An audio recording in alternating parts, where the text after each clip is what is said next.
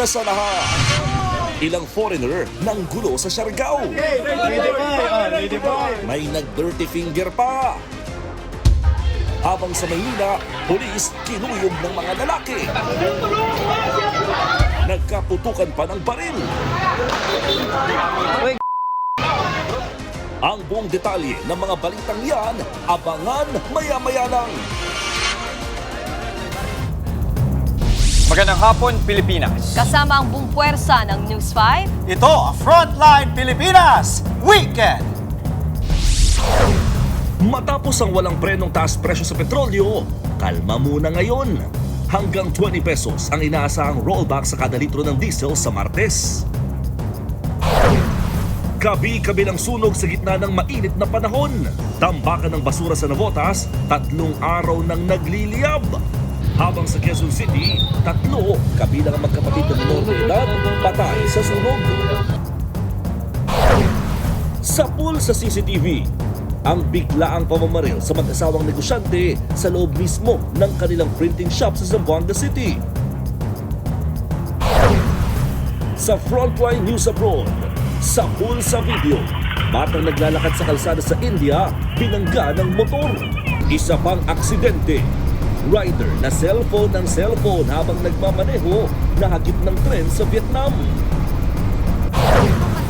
Sa showbiz, Andre Brillantes may pa-secret reveal. At ano itong hidden talent daw niya? Sabi ko work kasi wala. I think hindi naman secret. I draw.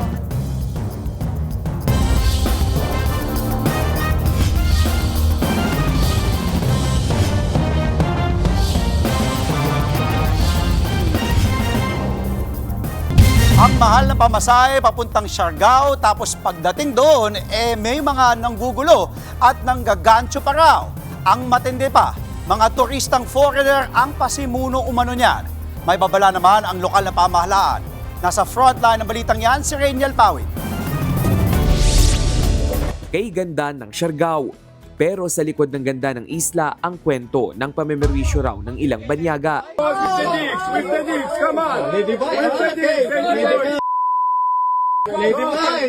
Dito lamang nakaraang linggo, nag-viral ang video na yan ng mga Israeli national na nakikipag-away sa grupo ng mga Pinoy sa isang bar. Base sa ilang local report, nagsimula ang gulo dahil sa diskriminasyon at pambabastos umano ng mga turista sa grupo ng mga LGBT. Bukod dyan, dumarami rin daw ang kaso ng panggagancho ng ilang foreign tourists. Kwento ni former Surigao del Norte representative at Siargao tourism supporter Bingo Matugas. Yung mga surfers natin na nagtututor, nagrereklamo din kasi may mga hindi naman Israeli lahat, but meron ding ibang turista na foreign tourist na after sila mabigyan ng tutorial, hindi sila nagbabayad. Madalas din umano ang away lalo kapag languna sa alak ang mga banyaga. Before Holy Week, merong grupo ng Israeli saka grupo ng Koreans nag-away. Kasi nga merong away sila, nagkalasingan, nagka-argue. So nag-away sila doon sa loob ng restaurant. Dahil sa mga insidenteng yan, muling nagpaalala ang lokal na pamahalaan ng General Luna sa mga turista. Iginiit ng LGU na dapat tumalima at respetuhin ng mga turista ang mga batas, gawi at ang komunidad. Ang sinumang mapatunayang lalabag pwedeng pagmultahin o mas malala, mapadeport. Nai-report na sa pulisya ang insidente at nagkaareglo ang dalawang panig.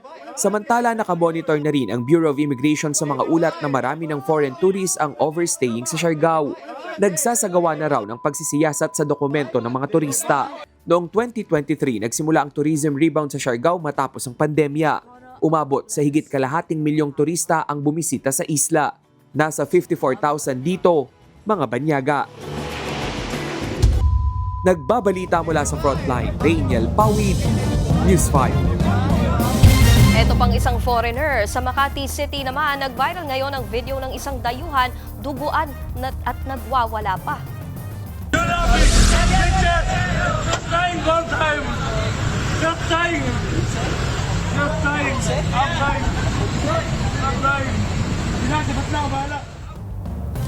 Kahit na duguan ay ayaw pa rin paawat sa pakikipag-away ng foreigner na yan. Sinipa niya ang isang Pinoy kaya rumesbak ang ibang nakakita sa pananakit hanggang sa kinuyog na ang dayuhan. Muling nagba-viral ang video na yan kasunod ng mga balita tungkol sa mga dayuhang nanggugulo sa Siargao.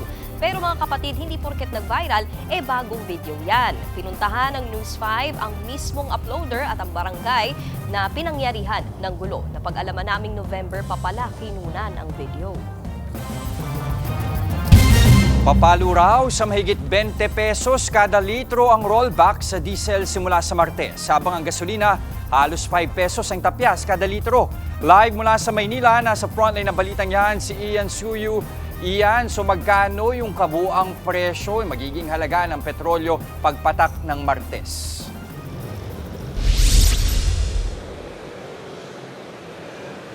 Jester, inaasahan natin na papatak nga yan mula sa 140, magiging nasa around 120 pesos na lang ang kada litro ng diesel. Pero good news man yan, but not good enough. Yan ang sentimiento ng mga kapatid natin, ng mga commuter, pati na rin mga tsuper na nakausap natin.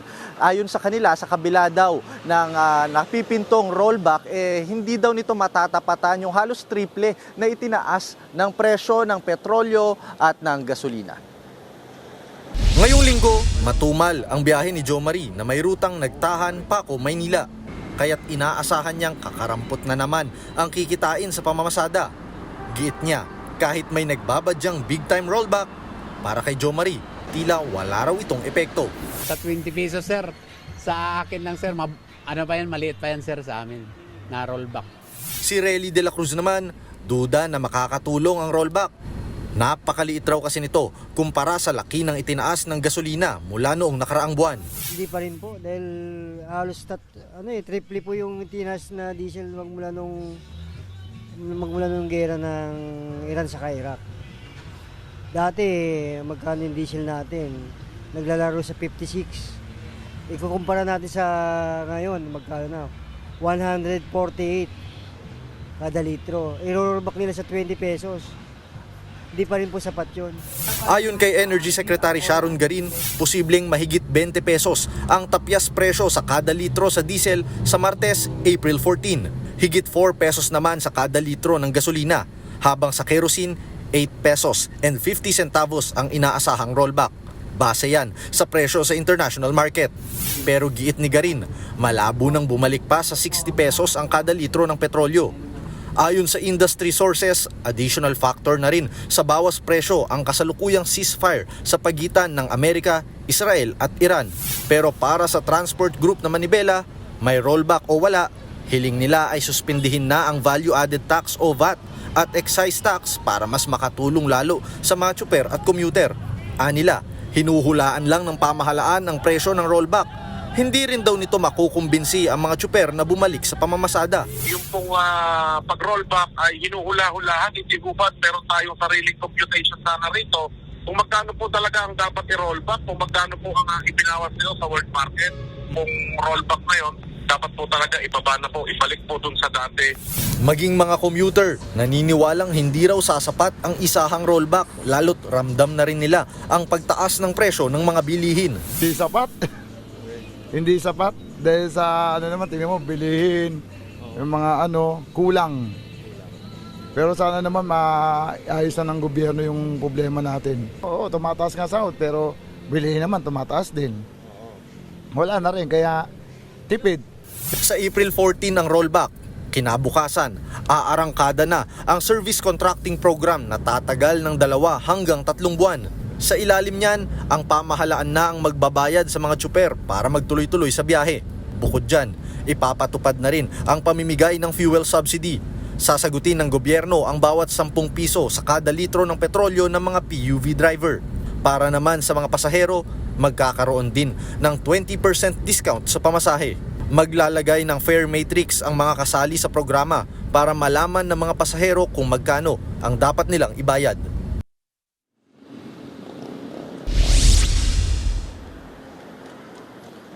Jester, ayon nga kay Secretary Sharon Garin, nauna niya na rin sinabi na posible pa rin daw na mag-iba-iba yung presyo ng ibabawas o na magiging rollback ng kada oil company or gas station. Depende daw yan sa kanilang prerogative. Pero dapat within the range. Nandun pa rin dapat yan sa 20.90 pesos na sinabi nila, inanunsyo nga niya kanina sa kanyang social media account. Yun nga lang din, pagdadagdag niya, tila magiging malabo na raw na makabalik pa sa 60 pesos per liter yung presyo ng diesel ngayon at ng gasolina dahil daw hindi rin sigurado kung kailan ba talaga magtatapos yung nangyayaring sigalot or tensyon sa pagitan ng US at ng Iran. Jester? Iyan, dun muna sa magiging tapyas sa darating na Martes. Inaasahan, nag-estimate nga nasa 20 pesos, lalo na para sa diesel. Matanong ko lang, bakit ganong kalaki? Nung mga naunang impormasyon natin itong nagdaang linggo, parang ang estimate lang is nasa 6 pesos kada litro. Jester, tama ka dyan. Noong mga nakaraang araw nga, ang estimate nila kung magkakaroon man ng rollback ngayong linggo, posibleng nasa 6 to 8 pesos lamang daw per liter. Pero kasi, ang nagiging indikasyon o pinagbabasehan ng Department of Energy dyan, ay yung mean of Platts Singapore, yung tinatawag nga nila na MAPS. Ito yung key pricing benchmark na pinagbabasehan nila kung ano yung naging presyo noong nakaraang linggo. At dahil nga rin, naging malaking factor dyan, yung nagaganap ngayon na ceasefire sa pagitan ng US, Israel at ng Iran, nakatulong ito para mas lumawig palalo yung rollback na umabot na nga from 6 pesos, supposedly ngayon nasa 20 pesos. Jester? Nagkaroon naman ba ng paunang estima ang kalihim sa posibleng rollback pa sa susunod na linggo? Lalo't ang alam natin, 2 linggo nga, ito nga ceasefire sa pagitan ng Amerika at Israel, pati na sa Iran.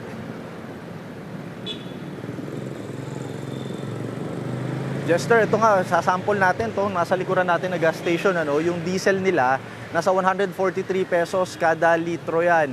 At kung matutupad sa Martes, yung sinabi ng DOE ni Secretary Garin na nasa 20 pesos na rollback, inaasahan natin papatak na yan sa 120. Yun nga lang, kahit daw pumatak pa yan ng 110, ayon dun sa mga nakausap natin, kahit mag 100 daw yan, hindi pa rin daw yan matatapatan yung kabawasan na pinagdadaanan ngayon, bawas sa kita, pagod, doble na trabaho.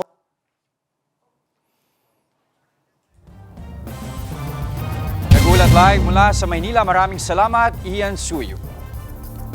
3 kabilang ang magkapatid na menor de edad sa mga namatay matapos matrap sa gitna ng sunog sa Quezon City.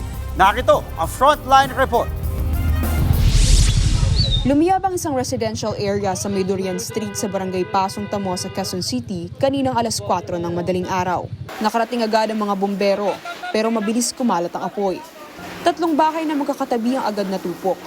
Makalipas ang 30 minuto, idineklarang fire out ang sunog. Nang suriin ng mga bumbero ang lugar, tumambad ang bangkay ng 9 years old na batang babae at ang kuya niyang 11 years old. Sa natupok namang paupahan, nasawi rin ng 49 years old na babaeng tenant. 2 naman ang sugatan matapos malapnos ang balat. Hindi pa tukoy ang mitya ng apoy. Inaalam na rin ang halaga ng pinsala. Sa Malolos, Bulacan naman, nasunog ang isang bahay sa Barangay Calero. Tutulong sana sa pag-apula ang lalaking may bitbit na fire extinguisher. Pero nag-alangan siya sa laki ng apoy. Kaya ang ginawa niya, kumuha ng timba at tubig sa kabinuho sa nasusunog na bahay. Pero walang epek yan. Kaya ang mga lalaking residente, tumulong na at nagkanya-kanyang bitbit ng timba. Ang ilan, kumuha na ng tubig sa ilog. Makalipas ang 15 minuto, tuluyang napula ang apoy. Ayon sa may-ari ng bahay na si Glizelle Espina, walang tao nang mangyari ang sunog. Nalaman na lang daw nila ito nang may tumawag sa kanyang kapitbahay. Buti na lang daw nasagip ang kanyang 2 aso na parehong nasugatan. Ayon sa mga bumbero, nagmula ang apoy sa kawad ng kuryente na nakadikit sa bubong sa kasagsagan ng sobrang init. Inaalam na ang halaga ng pinsala ng sunog. Nagbabalita mula sa Frontline, Sailin de la Cruz, News 5.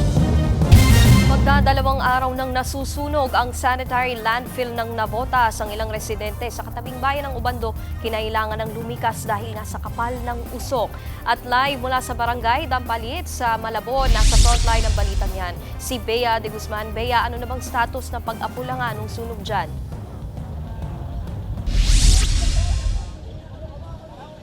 Nikki, fire under control na ang sunog na nagsimula noong April 10, bandang alas 6 ng gabi dito sa ipinasarang sanitary landfill dito sa Lumang Navotas. Pero habang patuloy ang pag-aapula, Nikki, ay polusyon naman mula sa mga nasunog na plastic ang ipinangangamba at bumabalot dito sa mga karatig lugar kagaya na lamang ng Malabon at Bulacan.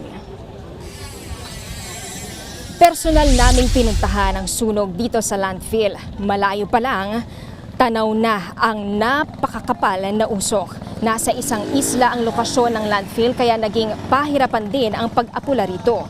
Kagabi pa lang, kinailangan ng gumamit ng mga bangka ang mga bumbero para makarating sa lugar.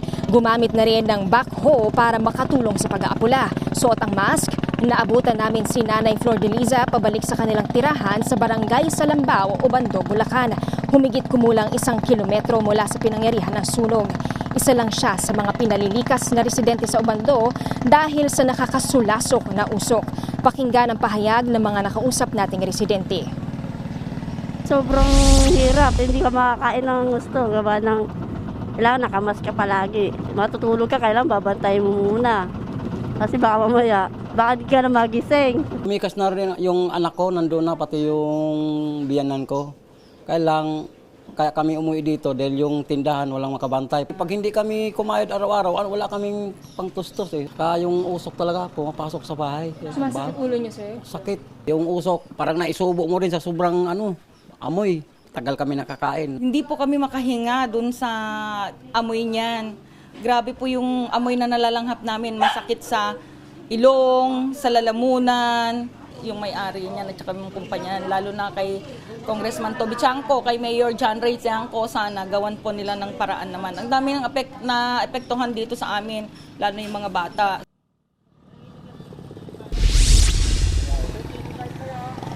Sa tindi ng sunog, tumulong na ang mag-apula ang Philippine Air Force gamit ang kanilang Sokol helicopter. Umabot na nga ang makapal na usok sa mga coastal barangay ng Obando, Bulacan. 67 pamilya ang kinailangan lumipas sa evacuation centers dahil sa nakakasulasok na usok. Pakinggan natin ang kanilang mga pahayag, Nikki. May mga sakit kami sa puso, pagsisikip ng dibdib. Saka hindi makahinga sa sobrang usok. Yung direction po ng hangin. Unfortunately po, itong part po ng Ubando ang tinamaan po. Meron din po kaming gamot, pang-augment, saka po mga face mask na ibibigay po sa kanila.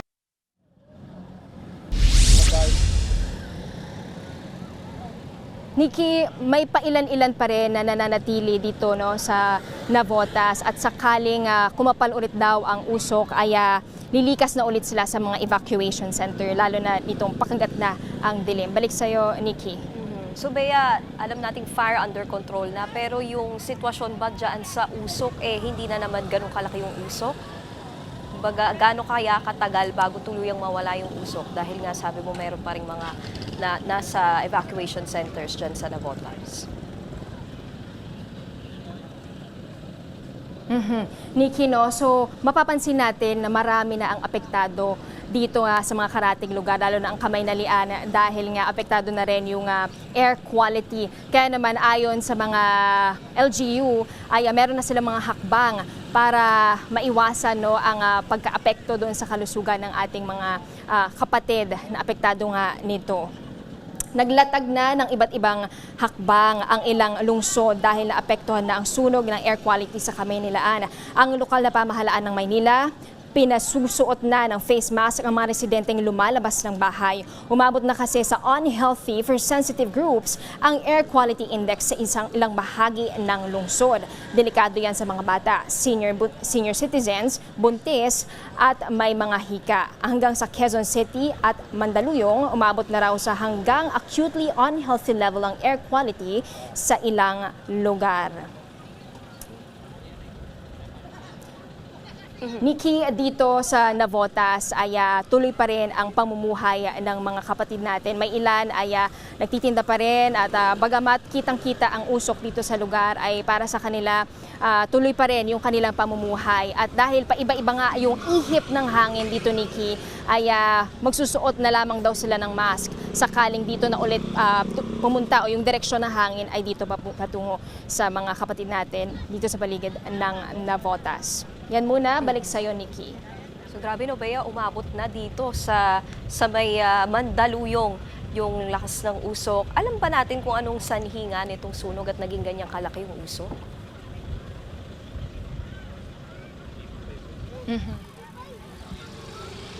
Nikki, sa ngayon no, ay under investigation pa yung sanhi ng sunog dito sa sanitary landfill.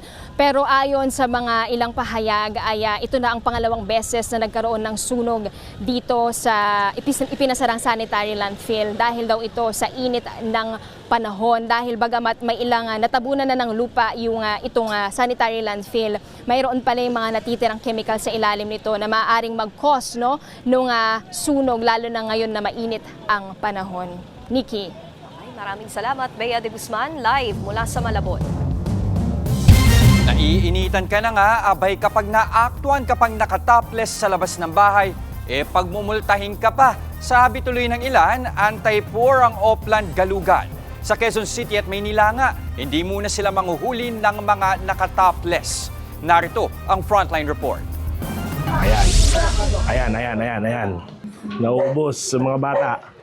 Isang linggo na matapos ipatupad ng Department of Interior and Local Government ang Safer Cities Initiative sa Metro Manila. Pero marami pa rin ang nahuhuling lumalabag sa ordinansa. Sa ikinasang Opland Galugad sa Taguig kagabi, maraming bata ang nasita na gumagala pa rin kahit 10 oras na ng gabi. Tulad na lang ng mga batang ito sa Barangay Upper Bikutan. Ayan, may minor de edad. Mag-walk trip muna tayo, walk trip. Ang iba naman, hinuli dahil nakahubad sa labas ng bahay. At syempre, hindi rin ligtas sa mga sumasyat puno sa kalsada. Ayun! Wow, shot na shot. Maklase. Base sa ordinansa, bawal uminom sa mga kalye, bangketa at eskinita.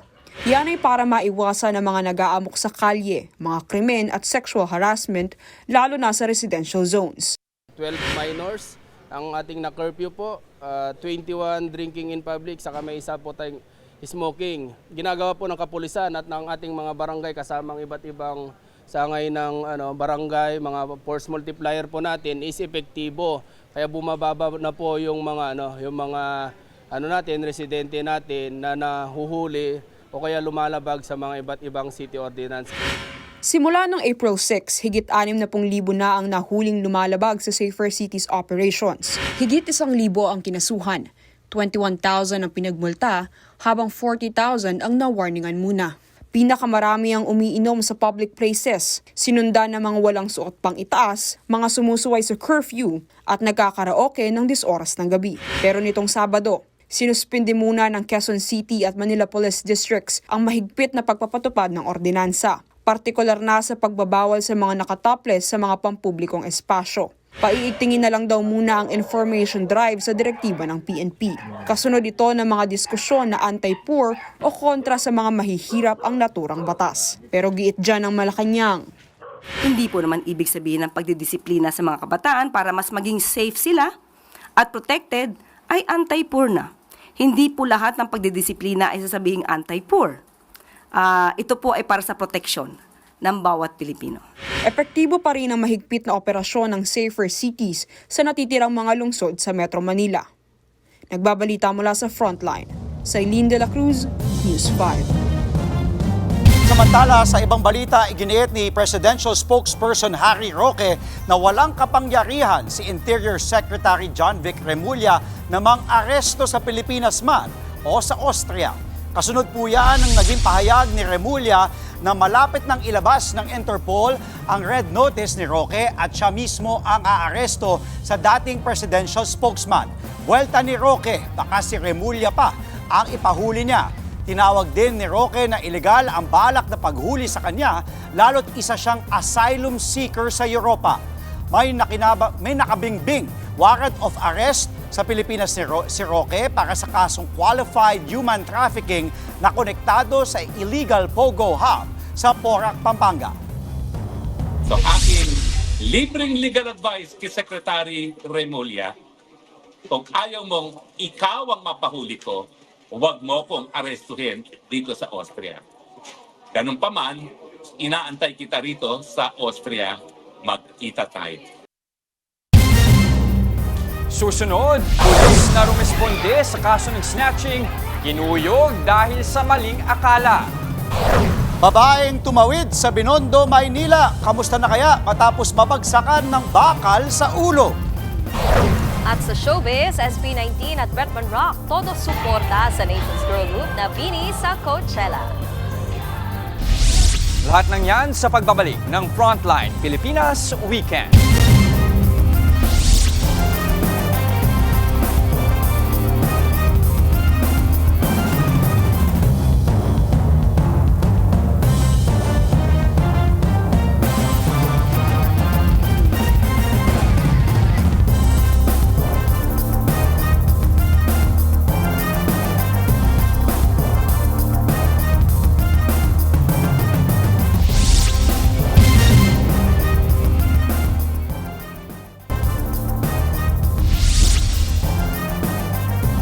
Nang dahil sa maling akala, kinuyog na magkakaanak ang isang naka-off-duty na pulis sa Maynila. Ang biktima, pinagsisigawan, sinuntok at hinampas pa ng helmet. Nasa frontline ng balitang yan, si Gary Daleo. Pinagsisigawan, kinuyog, saka hinampas ng helmet sa ulo ng isang grupo ang lalaking nakasuot ng sando sa Sampaloc, Maynila. Nang makawala si kuya, dinuro-duro pa siya na makumuyog sa kanya. Ang isa pang lalaki, umisan suntok pa ulit. Dito na tumakbo ang lalaking pinagtutulungan. Maya-maya, maririnig ang putok ng baril. Biglang nagpulasan. Ang gulong yan, nangyari noong Miyerkules ng gabi. Ang pinagtutulungan gulpin sa video ay isang naka-off-duty na pulis. Ayon sa Manila Police District, nadaan lang sa lugar ang pulis. Inabutan niya ang isang delivery rider na inaakusahan ng snatching ang lalaking minor de edad sa lugar. Lumapit daw ang pulis at sinabing ayusin ang gulo sa Sampaloc Police Station. Ang pag-awat niya, nabahiran ng maling impresyon. Doon, dumating yung mga kamag-anak nitong minor na ito at napagkamalan na yung pulis ay sinasaktan naman itong bata. Basta nangyari dito, pinagtulungan nila kahit nagpapakilala ng pulis itong ating pulis ng Quezon City ay ginawa pa rin na pagtulong-tulungan. Paliwanag pa ng MPD, hindi gumanti ang pulis. Nagpaputok lang daw ito ng warning shot para matigil ang pananakit ng grupo. Kasalukuyang nagpapagaling ang kinuyog ng pulis matapos magtamo ng mga sugat sa katawan.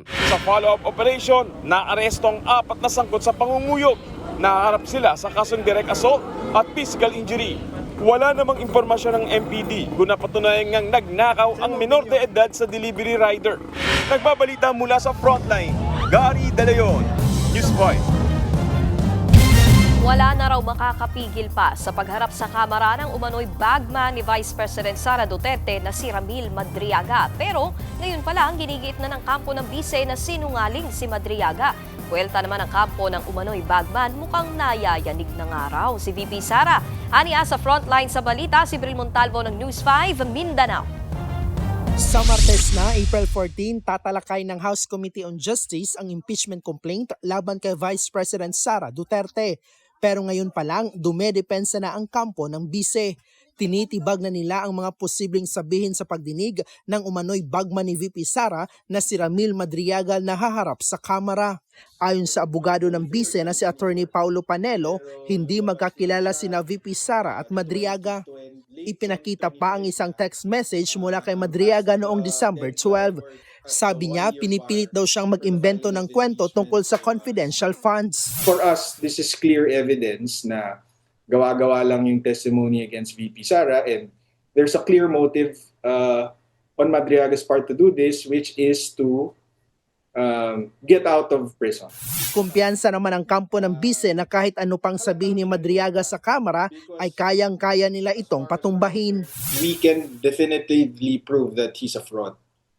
So we don't have concerns that he's testifying. The only concern really is that baka may maniwala because I'm sure it's going to be amplified. Ang mga posibleng sabihin daw ni Madriaga sa pagdinig ay mapapalakas pang lalo ang kasong perjury na isinampa ng kampo ni VP Sara laban sa nagpakilalang bagman niya. Buwelta naman ang abogado ni Madriaga, halatang sinusubukan ng kampo ng bise na siraan ang kanyang kliyente. Inuunahan na raw nila bago pa man ilatag ang mga katotohanan. Ang malinaw raw, si Madriaga ay handang tumistigo ng nakapanumpa. Sa tamang forum daw dapat pinag-uusapan ang mga ebidensya at hindi sa mga press briefing. Kahapon, nauna ng giniit ni House Justice Committee member at Bicol Saro Party List Representative Terry Ridon na haharap nga sa Martes si Madriaga. Dito na raw magkakaalaman. At tingin ko gusto rin pong matest ng atin pong mga kinatawan, miyembro po ng komite, yung kredibilidad ni Ramil Madriaga. So malamang po ay iisa-isahin yung pong mga detalye ng kanyang pong affidavit. Kahit na iniakyat ng kampo ni VP Sara sa Korte Suprema ang issue niya sa proseso ng impeachment proceedings ng Kamara, walang inilabas na Temporary Restraining Order o TRO ang SC, kaya naman wala na hong makakapigil sa pagdinig pong ito. Muli ring nanindigan ang chairperson ng committee na si Congresswoman Jervil Luistro na clarificatory hearings ang isasagawa nila kaugnay ng impeachment. Ibig sabihin, nakafocus sila sa pagtukoy kung may sapat na basihan ang mga reklamo sa bise. Hindi raw ito trial o paglilitis na merong cross-examination. Nagbabalita mula sa Frontline, Bril Montalvo, News 5. Nagsama-sama ngayong hapon sa Club Filipino sa San Juan ang ilang grupo at mambabatas para sa paglulungsad ng Reform Alliance for Good Governance and Accountability o RAGE Coalition para raw labanan ang korupsyon. Present dyan ang bagong PDP President na si Davao City Mayor Baste Duterte na muling binatikos ang Administrasyong Marcos. Pag ikaw eksekutibo, you cannot point at someone else for the mistakes of your administration. Responsibilidad mo yan, ibig sabihin, either hindi ka nag-iisip o kulang ka sa pag-iisip o hindi mo talaga gusto yung trabaho mo.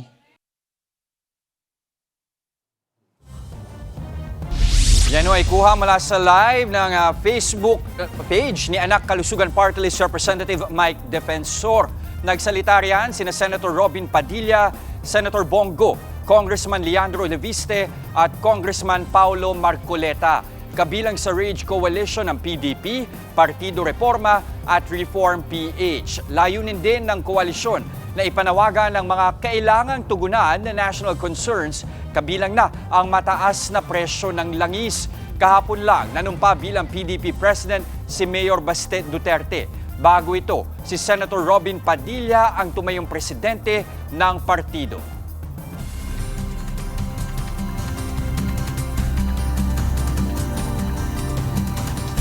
Weather update po tayo. Ingat mga kapatid dahil delikado na naman ang damang init na nararamdaman ngayong linggo. Aabot sa 43 degrees Celsius ang inaasahang heat index o damang init sa Giwan, Eastern Samar. Ang init na yan posibleng magdulot po ng heat stroke. 42 degrees Celsius naman ang posibleng heat index sa Sangley Point, Cavite, Dumangas, Iloilo at Cotabato City, Maguindanao. 70 lugar naman sa bansa ang isinailalim na sa extreme caution level dahil naglalaro sa 33 hanggang 41 degrees Celsius ang heat index. Sa Metro Manila naman, 38 hanggang 40 degrees Celsius ang damang init. Ingat po tayo mga kapatid at stay hydrated. Susunod, babae na ospital nang mabagsakan ng malaking bakal sa Binondo, Maynila. Naturing ang sardines capital of the Philippines pero wala na raw sardinas. Bakit? At sa pool sa video, batang naglalakad, tumila po ng mabangga ng motor. Huwag po kayong bibitiw mga kapatid. Magbabalik ang Frontline Pilipinas Weekend.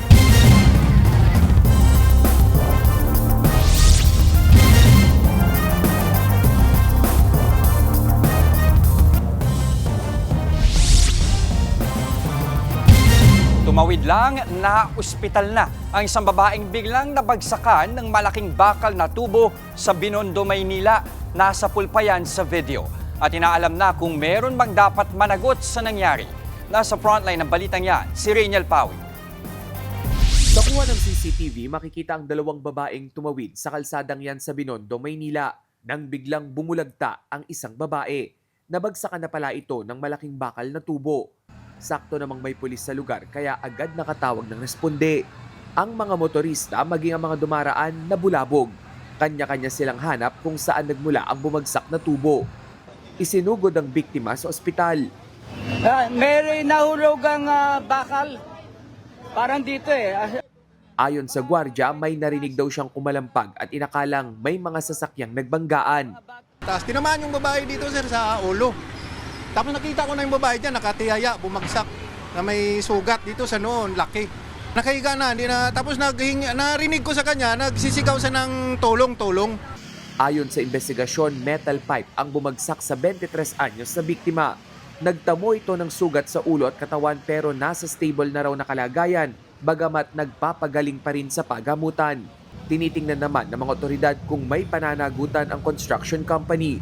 Yung safety officer, tinitingnan natin kung may pananagutan, pero sa yung last bulletin natin dito, ang sabi ng ating investigador, nag-uusap na itong dalawang party, yung representative ng construction company at saka yung biktima. Nagbabalita mula sa frontline, Rainiel Pawid, News 5. Dahil po sa krisis sa langis, posible raw magsara ang operasyon ng sardinas sa Zamboanga City, ang sardines capital of the Philippines.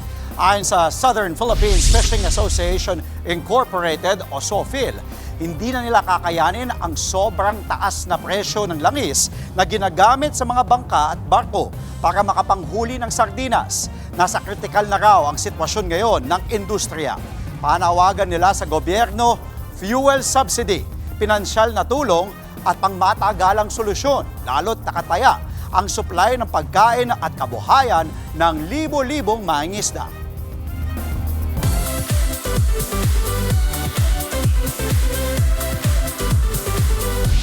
Full support ang Kings of P-Pop SB19 sa Nation's Girl Group na BINI kasunod ng kanilang Coachella debut. Sa social media page ng SB19, tinawag nilang huge win for P-Pop ang anilay BINI-Chella performance ng BINI. Say pa ng grupo, sana magpatuloy ang panalo ng P-Pop sa buong mundo. Full support din ang film influencer na si Bretman Rock sa BINI. Enjoy na enjoy si Bretman habang nakikising along sa hit song na Salamin Salamin. Next Coachella performance ng BINI sa April 17 sa Empire Polo Club sa Indio, California.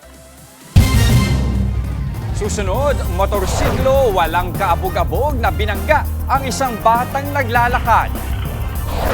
At muntik-muntikan na, rider na nagmamaneho habang nagse-cellphone nahagip ng tren. Tuloy-tuloy ang balitaan sa Frontline Pilipinas Weekend.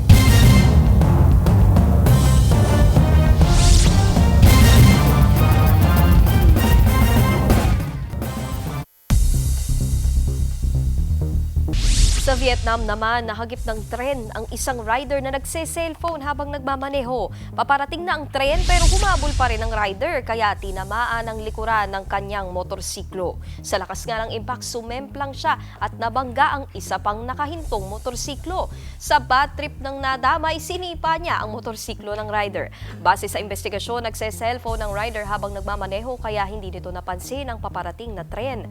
Wala namang nasaktan. Bigong magkasundo ang Amerika at Iran sa ginanap na peace talk sa Islamabad, Pakistan. 21 oras tumagal ang negosasyon pero walang nangyaring peace deal. Ayon kay US Vice President J.D. Vance, hindi pumayag ang Iran sa ilang kondisyon ng Amerika, kabilang ang hindi paggawa ng mga nuclear weapon. Nasabi na raw ito kay US President Donald Trump na namataan sa isang UFC event sa Miami. Giit ng Iran, masyado silang dehado sa mga kondisyon ng Amerika. Gayunpaman, tuloy ang negosasyon habang patuloy ang 2 linggong tigil putukan. Susunod, Andrea Brillantes at Enrique Hill may nireveal ng mga sikreto. At ano? Tara! Sa nakaka-relax na campsite na para bang nasa cafe at nasa probinsya ka lang. Tuloy-tuloy ang balitaan sa Frontline Pilipinas Weekend.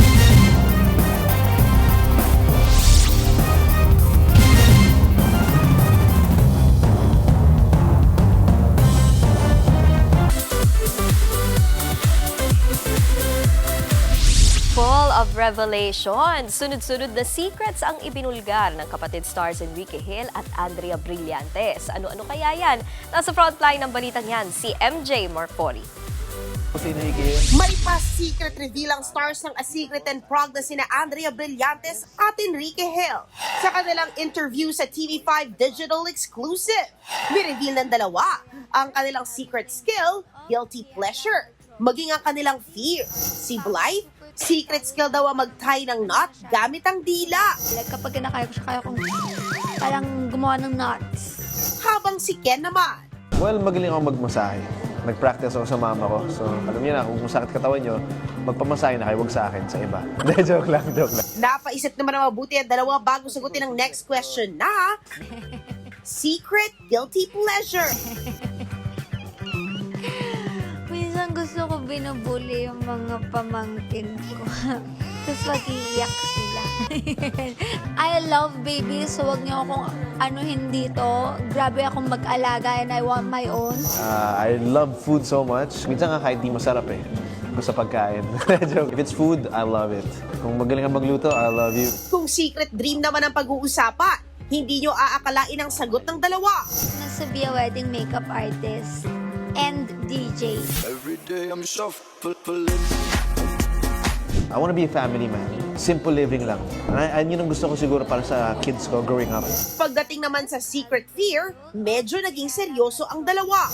Takot ako mamatay. Mawalan ng mga mahal ko sa buhay. I've experienced it before and that is my biggest fear. Sa Prague kaya, ano ang secret nila? Abangan ng tambalang Enrique Hill at Andrea Brillantes sa romantic thriller na A Secret and Prague. April 27 na yan, dito sa TV5. Nagbabalita mula sa Frontline, MJ Marfori, News 5.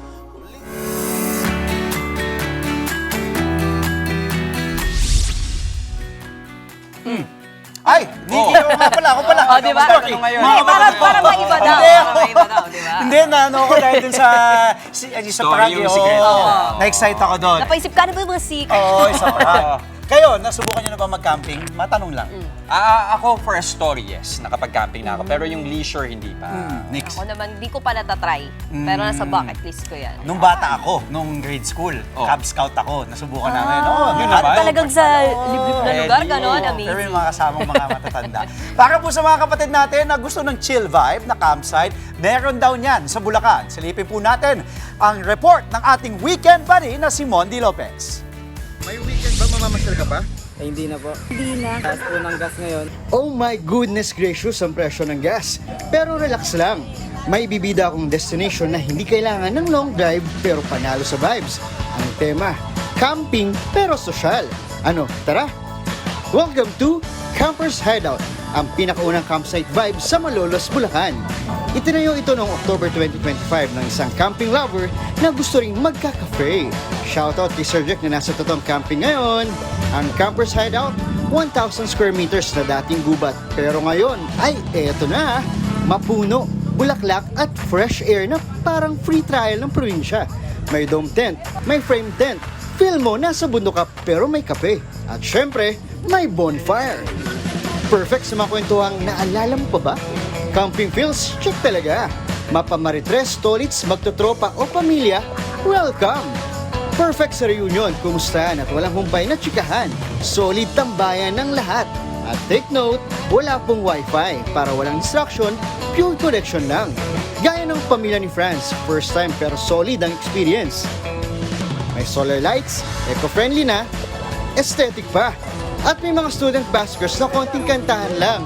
Walang videoke kasi ayaw nila ng bilitan sa gitna ng kagubatan. Kaya mag-accommodate hanggang 200 guests. Teka, hindi kumpleto ang camping kung walang lamon. Yes mga kapatid, syempre hindi tayo alis dito na di natin ang kanyang pinagmamalaking chicken pesto. Ako, favorite kong pesto. Ano sir, hindi ko lang.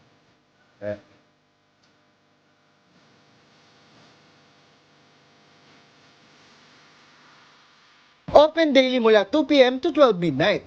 Happy weekend, mga kapatid! Mondi Lopez, News 5. Kaya naman, happy Sunday po mga kapatid at yan ang mga impormasyong dapat ninyong malaman. Mga balita para sa may alam at may pakialam. Kami ang inyong mga kapatid sa balitaan at public service, walang iwanan sa Frontline Pilipinas Weekend.